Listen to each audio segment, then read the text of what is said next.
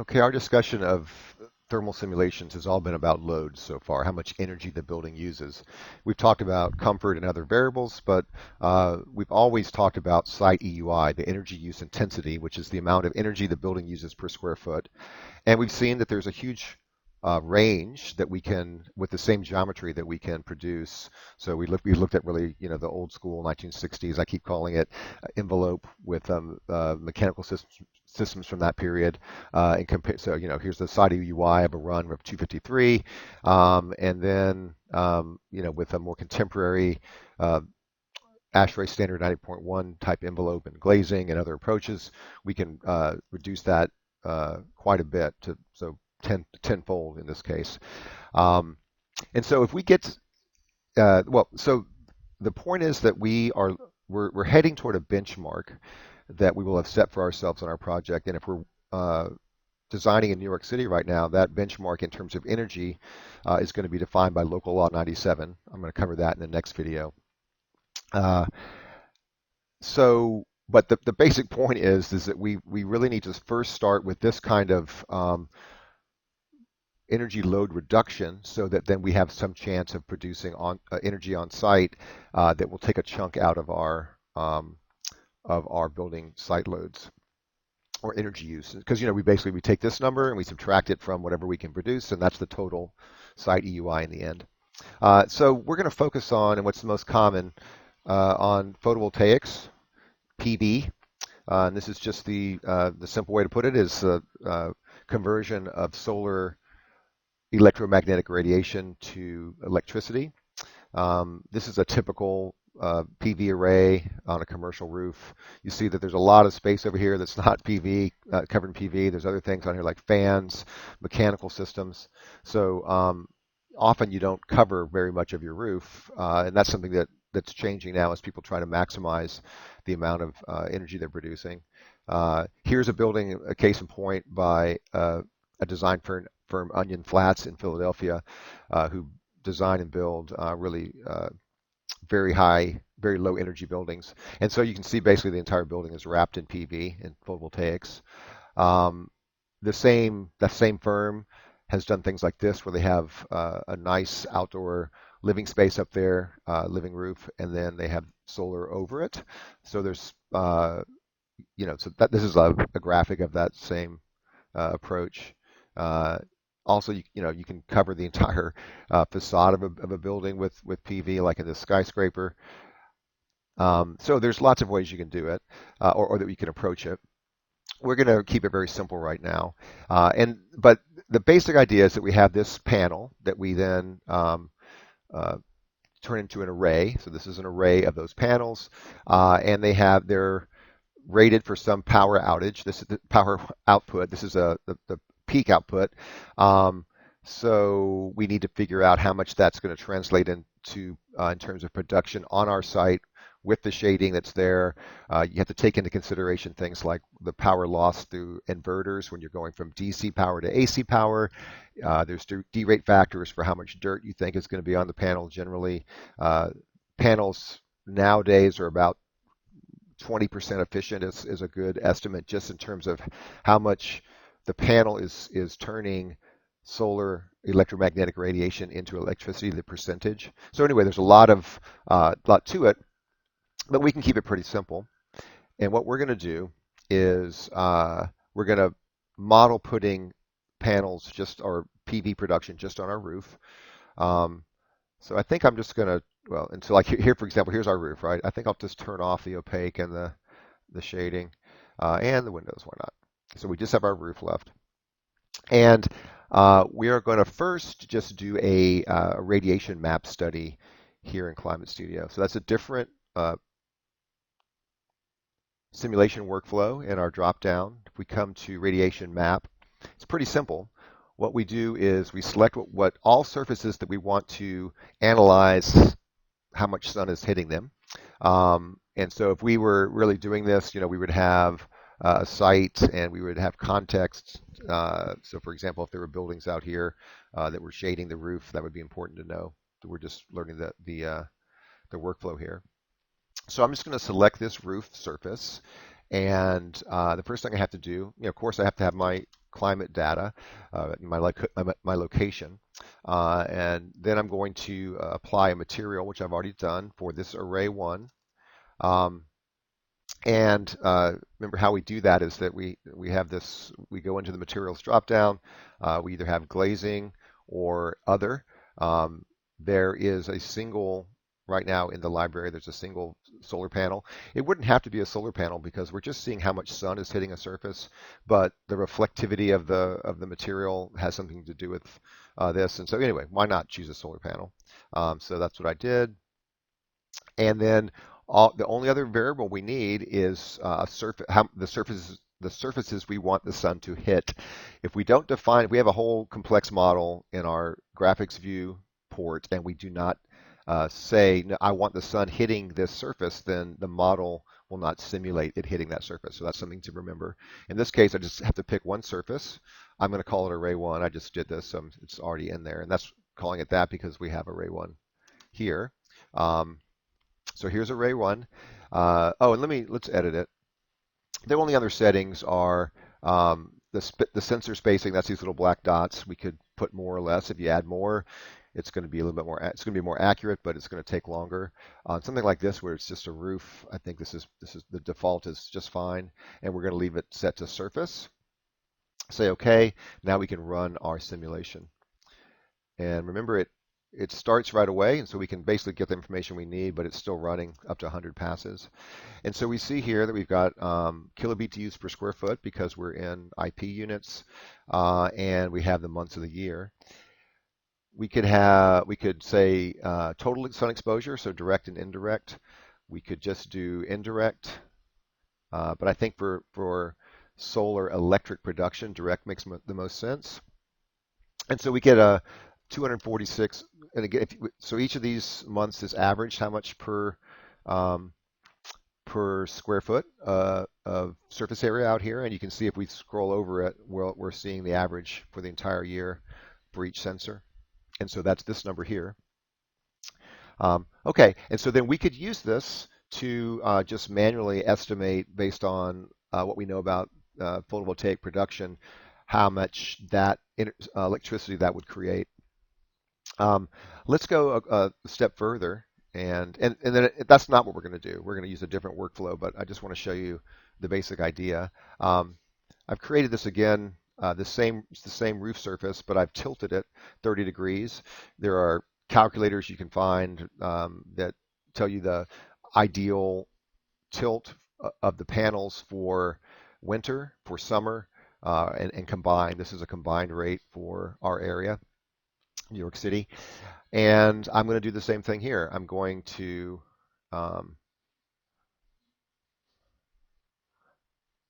define its surface. I'm going to give it the same material. And I'm going to go to the surfaces. I'm going to turn off array 1 and select my new array. We'll call it array 2. And now I'm ready to run. Why am I doing this? I'm trying to compare if we gain more solar exposure when we're at an angle with our surface. And it looks like, let's see, direct. Yeah, we're around, let's see, 306 versus 246. Yeah, that's quite a bit more. And why would that be true? Well, if we come back and look at our site analysis tool and turn the sun on and look at our solar window, we see that there's just a lot more times of the year where the sun is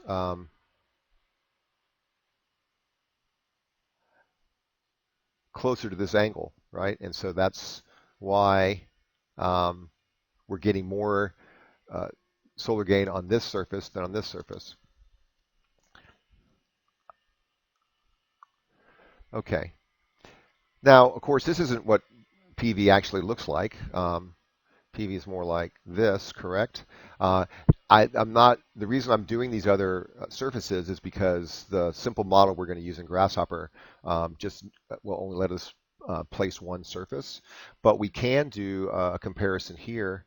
Let me turn off that run. By the way, yeah, this is, if you're in your simulation results window, you can turn on and off simulations by clicking here.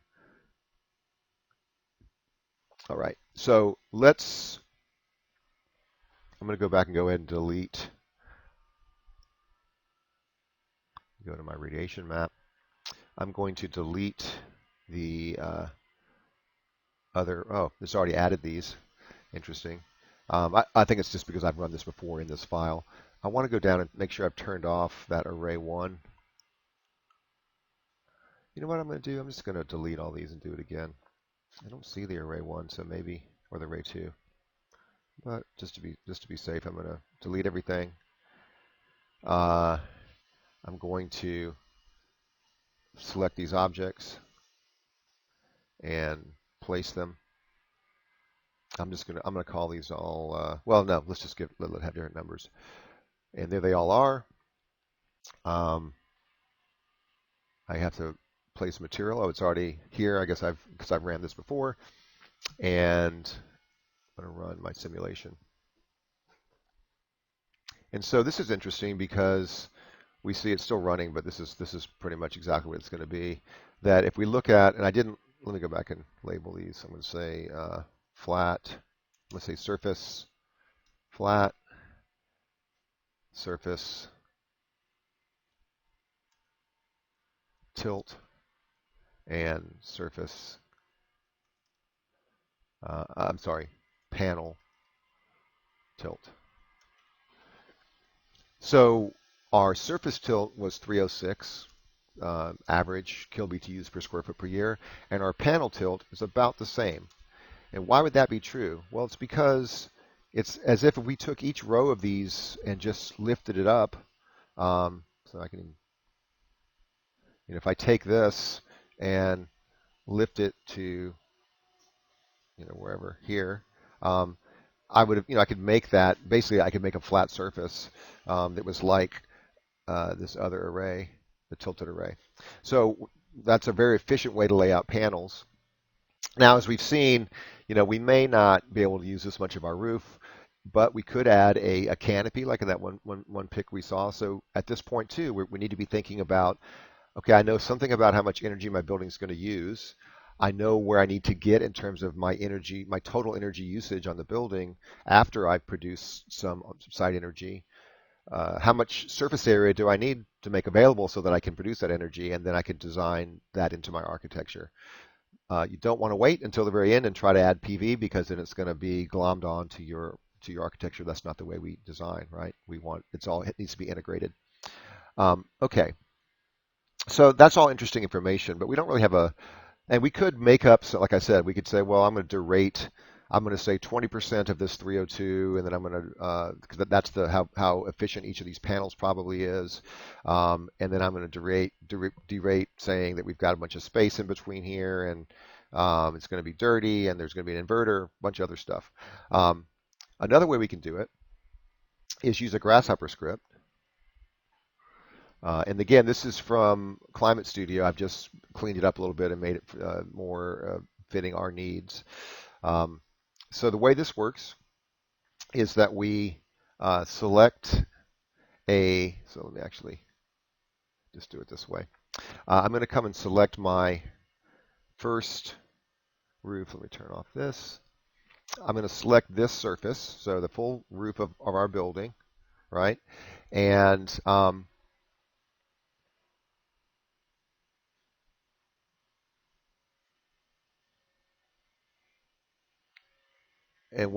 I need to do is apply that VREP right here to my PV panel input.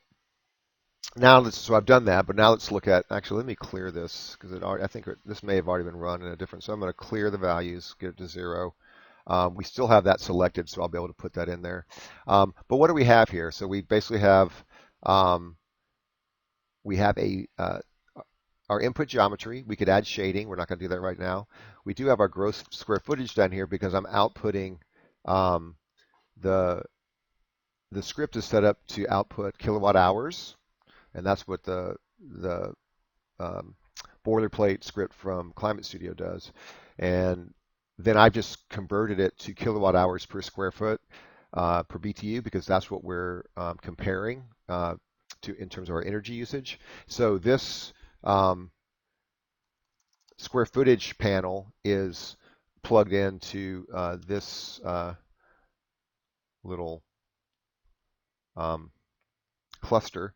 I'm going to click on that and show you. So we can create custom clusters really easy in Grasshopper that have little mathematical equations. We can go over this more in class and talk as much about Grasshopper as we want to. But you also don't really need to know much about it. You can just use these scripts because they're very straightforward. Okay, so we have a panel geometry. We could do shading. We bring in the gross square footage of our building, which in this case is about, I think it's 43,500, maybe it's 875. It's right. I don't know. Then our system design. What do we have here? Well, we have the efficiency. You see right there, 0.2. So let me click on that. 0.2, that's the 20% I was saying that a panel is efficient, but we could change that. If we got if we thought we had a much better panel, we could make it 0.25. If we knew it was an older model or not as productive, we could change it here. Then we have the area of the surface, and that's just our really rough derating value. So we're saying right now that 80% of that surface is going to be producing electricity.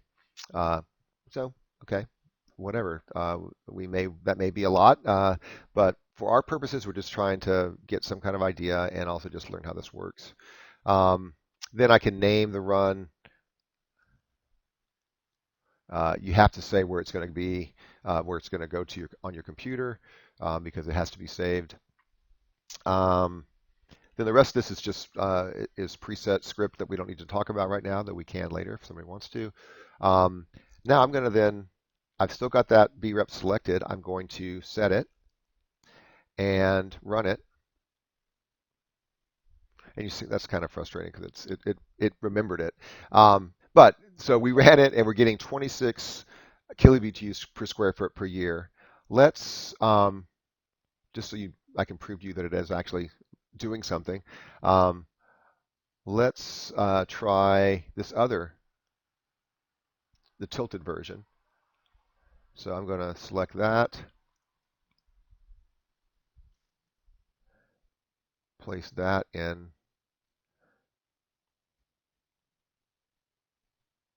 Yeah, so I ran the tilted version and I've got 30 as opposed to 26, which is what?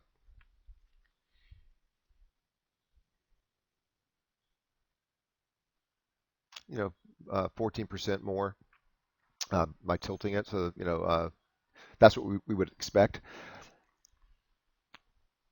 So what have we accomplished here? We can very quickly then create some kind of estimate as to how much energy our roof could produce, and we can then compare that to our usage and get a total site production or site usage, so that we can use that in our other calculations to see if we're meeting local law 97.